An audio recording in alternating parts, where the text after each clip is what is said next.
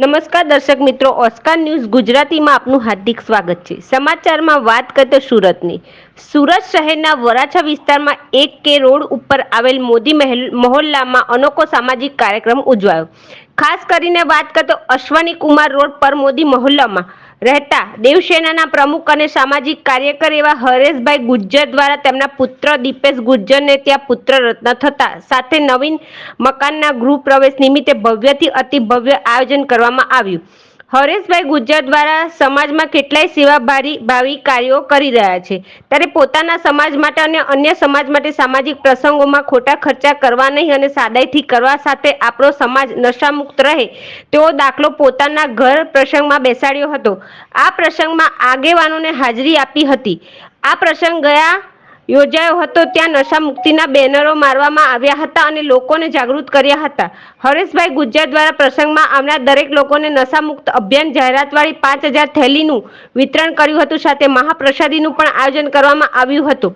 મહેમાનોની વાત કરીએ તો ખાસ ગુર્જર સમાજના આગેવાનો તથા હરેશભાઈ ગુર્જરના પિતાજી સુરેશભાઈ ગુર્જર તથા માતાજી પુષ્પાદેવી ગુર્જર નો બગીમાં બેસાડીને વરઘોડો કાઢ્યો હતો। હરેશભાઈએ પોતે સામાજિક કાર્યકર હોવાથી આ પ્રસંગમાં હજારોની સંખ્યામાં લોકો જોડાયા હતા।